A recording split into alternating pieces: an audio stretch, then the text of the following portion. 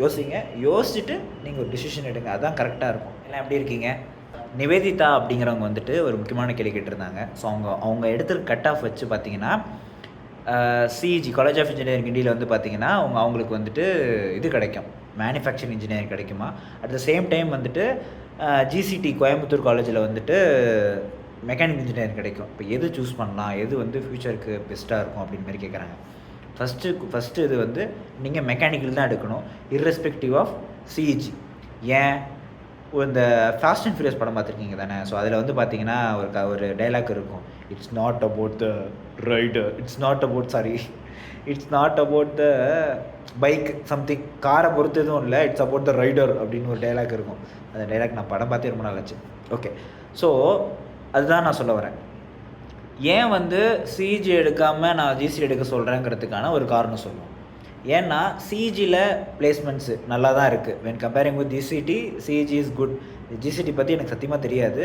ஆனால் என் ஃப்ரெண்ட்ஸ் சொல்கிறத வச்சு சிஇஜி வந்து ஒரு நல்ல பிளேஸ்மெண்ட் ஆப்பர்ச்சுனிட்டி இருக்கிற இடமா இருந்தாலும், நான் ஏன் வந்து மெக்கானிக்கல் ஜிசிடியில் எடுக்க சொல்கிறேன் அப்படின்னா, இப்போ பார்த்தீங்கன்னா மெக்கானிக்கலில் வந்துட்டு மொத்தம் 4 ஃபீல்டு இருக்குது. 5 ஃபீல்டு. மேனுஃபேக்சரிங் ப்ரொடக்ஷன் ஒரு ஃபீல்டு, இண்டஸ்ட்ரியல் இன்ஜினியரிங் ஒரு ஃபீல்டு, அடுத்து வந்து இந்த strength of material, design of machine elements, so இதுமாதிரி டிசைன் காம்போனன்ட் டிசைன் பண்ணுறது ஒரு ஃபீல்டு. அடுத்து வந்து தெர்மல் ஃபீல்டு. இந்த தெர்மல் ஃபீல்டில் தான் வந்துட்டு நிறைய ஃபீல்டு இருக்குது. Heat and mass transfer, fluid mechanics, so இது ரிலேட்டடான டொமைன்ஸ் இருக்குது. ஓகே, ஸோ இதில் தான் வந்து இந்த ஹீட் தெர்மல் மேனேஜ்மெண்ட்டு, இந்த பேட்ரி மேனேஜ்மெண்ட்டு, கூலிங்கு, ஸோ இதை பற்றிலாம் வந்து படிக்கிறது வந்து இந்த இது இருக்கிறது. ஸோ இதில் மெக்கானிக்கலில் ஹை பேயிங் ஜாப்ஸ்னால் வந்துட்டு இந்த டிசைன் ஆஃப் மிஷின், இந்த டிசைன் சொன்ன பார்த்தீங்களா, இந்த ஸ்ட்ரக்சரல் டிசைனு, ஸோ இதுவும் அடுத்து வந்து நம்மளோட தெர்மல் இன்ஜினியரிங் ஃபீல்டும், இதில் தான் நல்ல ஹை பேயிங் ஜாப் இருக்குது. ப்ளஸ் வந்து இந்த இண்டஸ்ட்ரியல் மேனுஃபேக்சரிங்லாம் வந்துட்டு நீங்கள் ப்ளேஸ் ஆகணும். அதாவது ஃபார் எக்ஸாம்பிள் காலேஜில் இப்போ நீங்கள் அண்ணா யூனிவர்சிட்டியில் மேனுஃபேக்சரிங் எடுக்கிறீங்க அப்படின்னா என்னென்ன கம்பெனிஸ் வருதுன்னு பார்த்தீங்கன்னா ஆல்ஸ்டாம், ஓகே, அடுத்து வந்து போயிங் ஏர்க்ராஃப்ட் கம்பெனி வந்துருக்கு. ஓகே, ஒருத்தவங்களை மட்டும் எடுத்திருக்காங்க. ஸோ அடுத்து வந்து பிரேக்ஸ் இந்தியா, கேரியர் டெக்னாலஜிஸு, அதான் அந்த கேரியர்னால் அந்த ஏசி பண்ணுறாங்களா அது.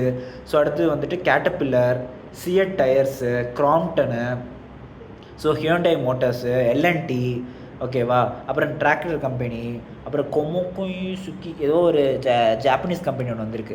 ஸோ இந்த மாதிரி கம்பெனிஸ் வந்துருக்கு. இதில் போயிங்கு இந்தமாரி இந்த ஆல்ஸ்டாம்லலாம் ப்ளேஸ் ஆனீங்கன்னா நல்ல பேக்கேஜில் நீங்கள் மரியாதையாக உங்களுக்கு இது கிடச்சிரும். இன்கேஸ் இந்தமாரி ஆப்பர்ச்சுனிட்டிஸ் தவற விட்டுட்டீங்க அப்படின்னா ரொம்ப கஷ்டம். வந்து ரொம்ப ஒரு கம்மியான பேக்கேஜில் ஒரு 3.5-4 lakh பேக்கேஜில் தான் நீங்கள் போயிட்டு ஜாயின் பண்ணுற மாதிரி இருக்கும். அதே சினாரியோ தான் மெக்கானிக்கலுக்கு வரேன். ஸோ இப்போ உங்களுக்கு மேனுஃபேக்சரிங்கில் டொமைன் வந்து சிறுசாக இருக்குது. இப்போ நான் சொன்ன மெக்கானிக்கல் எடுத்திங்கன்னா உங்களால் இந்த 5 டிபார்ட்மெண்ட்லேயும் போக முடியும். ஓகே, ஸோ ஆனால் இப்போ வந்துட்டு நீங்கள் மேனுஃபேக்சரிங் எடுத்திங்கன்னா உங்கள் டொமைன் சுருங்கிட்டு உங்கள் டொமைன் ரிலேட்டடாக தான் போக முடியும். அதுக்கு தான் நான் என்ன சொல்கிறேன்னா, நீங்கள் வந்து மெக்கானிக்கல் படிக்கணும். ஏன் அப்படின்னா மெக்கானிக்கலில் தான் இந்த டிசைன் அண்ட் ஸ்ட்ரக்சரல் சொன்னால் பார்த்தீங்களா, டிசைன் ப்ளஸ்ஸு, அதாவது டிசைன்னா ஸ்ட்ரென்த் ஆஃப் மெட்டீரியல் பற்றி படிக்கிறது, ப்ளஸ் வந்துட்டு இந்த தெர்மல் ஹீட் மேனேஜ்மெண்ட்டு, இந்த தெர்மல் பவர் பற்றி படிக்கிறது, இதிலெல்லாம் வந்துட்டு ஹை பேயிங் ஜாப்ஸ் இருக்குது. ஓகே, இப்போ இன்கேஸ் மேனுஃபேக்சரிங் படிக்கிறீங்க, ஓகே, மேனுஃபேக்சரிங் படிச்சுட்ருக்கீங்க, அதேமாதிரி மெக்கானிக்கல் படிக்கிறீங்கன்னா இப்போ கேட் எக்ஸாம்னு ஒரு எக்ஸாம் இருக்குது. ஓகேவா, அந்த கேட் எக்ஸாம் தான் வந்துட்டு ஒரு பெரிய பப்ளிக் இன்ஸ்டியூஷன் சொல்லுவாங்க, அதாவது பிஎஸ்யூஸ், பப்ளிக் செக்டர் யூனிட்ஸு. உங்களுக்கு தெரியும் இந்த டிஆர்டிஓ, இஸ்ரோ, பார்க்கு, என்எல்சி, அப்புறம் வந்துட்டு இன்னும் நிறைய பெரிய லிஸ்ட் இருக்குது.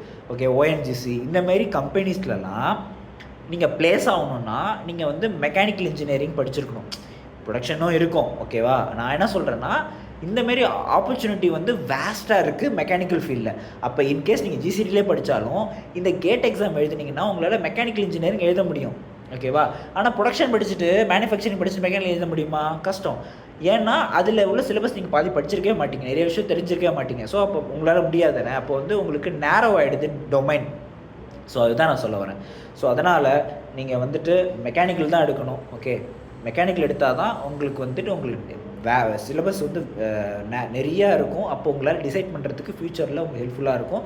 ப்ளஸ் வந்துட்டு இந்த ஃப்ளூயிட் மெக்கானிக்ஸ் இந்த டாப்பிக்லாம் வந்து கொஞ்சம் நல்லா புரிஞ்சுக்கிட்டிங்கன்னா சிஎஃப்டி இன்ஜினியர், அதாவது கம்ப்யூட்டேஷனல் ஃப்ளூயிட் டைனமிக்ஸ் சொல்லுவாங்க, சிஎஃப்டி இன்ஜினியராக போகலாம். ஸோ அதுக்கெல்லாம் நல்ல பேக்கேஜ். ஓகேவா? ஸோ அடுத்து வந்துட்டு இந்த பேட்டரி தெர்மல் மேனேஜ்மெண்ட்டில் கூலிங் பற்றி படிக்கலாம். அதுக்கு வந்து ஆன்சஸ்னு ஒரு சாஃப்ட்வேர் இருக்குது. அதில் தான் வந்து இந்த அனாலிசிஸ்லாம் பண்ணுவாங்க. அடுத்து எஃப்இஏ ஃபேன் எலிமெண்ட் அனாலிசிஸ்னு ஒருத்தர் இருப்பாங்க, எஃப்இஏ இன்ஜினியர்ஸ் சொல்லுவாங்க.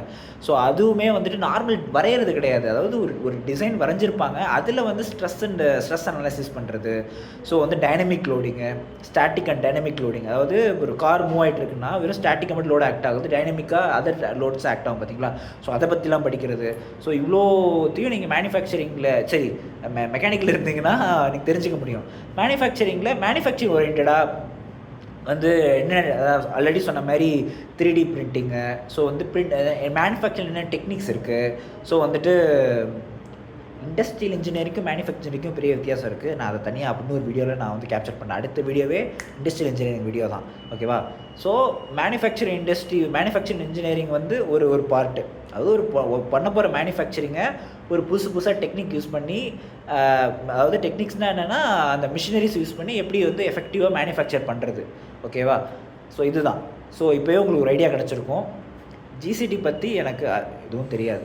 ஓகே, பட்டு எனக்கு தெரிஞ்சதெல்லாம் ஒன்று, மெக்கானிக்கல் எடுத்தால் உங்களுக்கு நிறைய ஆப்பர்ச்சுனிட்டிஸ் இருக்குது. இது எல்லா ஆப்பர்ச்சுனிட்டிஸ் நீங்கள் அச்சீவ் பண்ணணுன்னா அதுக்கு கேட் எக்ஸாம் எழுதணும். கேட் எக்ஸாம் எழுதி அதில் நல்ல மார்க் எடுத்திங்கன்னா ஒன்று பியூசிஸ் போகலாம், இல்லை ஐஐடி மெட்ராஸ், கரக்பூர், கான்பூர் இந்த மாதிரி பெரிய இன்ஸ்டியூஷன் போயிட்டு அங்கேருந்து அங்கே படித்து நீங்கள் ஒரு நல்ல ஒரு நாலேஜ் கெயின் பண்ணிங்கன்னா உங்களால் பெரிய பெரிய கம்பெனிஸ், இப்போ நான் சொன்ன மாதிரி இப்போ இந்த லிஸ்ட்டு சொன்னேன் பார்த்தீங்களா, இந்த ஆல்ஸ்டாம் இந்த கம்பெனிலாம் சொன்னால, இந்த மாதிரி பெரிய கம்பெனிஸ்லாம் வரும். அந்த பென்ஸு, பிஎம்டபிள்யூ இந்த மாதிரி கார் கம்பெனிஸாக இருக்கட்டும், அப்புறம் அந்த ட்ரக்கு கம்பெனிஸாக இருக்கட்டும்.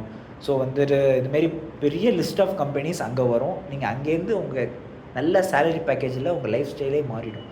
ஸோ இப்போ நிவேதிதா உங்களுக்கு ஒரு ஐடியா கிடச்சிருன்னு நினைக்கிறேன்.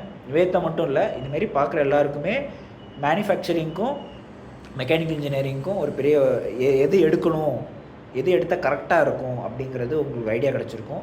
ஸோ அதுக்குன்னு மேனுஃபேக்சரிங் நான் மட்டும் சொல்லலை. இப்போ சிஜியில் மேனுஃபேக்சரிங் எடுத்திங்கன்னா இப்போ நான் முன்னாடி லிஸ்ட் ஆஃப் கம்பெனி சொன்னேன்ல, ஸோ அதிலெல்லாம் ப்ளேஸ் ஆகலாம். ஸோ அதனால் வந்துட்டு இதை வச்சுட்டு ஒரு யோசிங்க. ஓகே, ஸோ இப்போ நான் சொன்னேங்கிறதுக்காக மெக்கானிக்கல் எடுக்காதீங்க, யோசிங்க. யோசிச்சுட்டு நீங்கள் ஒரு டிசிஷன் எடுங்க, அதுதான் கரெக்டாக இருக்கும். ஓகே, யார் சொல்கிறது கேட்டு இன்ஃப்ளூயன்ஸ் ஆகக்கூடாது. எல்லாத்தையும் லிசன் பண்ணிக்கணும். லிசன் பண்ணி நம்ம எடுக்கிற டிசிஷன். ஓகே, ஸோ அவ்வளோதான். நான் கரெக்டாக சொல்லியிருப்பேன்னு நினைக்கிறேன். ஸோ உங்களுக்கு புரிஞ்சிருச்சு அப்படின்னா நீங்கள் டெஃபினட்டாக கமெண்ட் பண்ணுங்கள். ஆனால் புரிஞ்சிருச்சு. நான் வேறு ஏதாவது டவுட் இருந்ததுன்னா தாராளமாக கேளுங்க. எனக்கு தெரிஞ்சால் சொல்கிறேன், எனக்கு தெரிஞ்சுக்கிட்டு சொல்கிறேன். Until then tata, bye bye.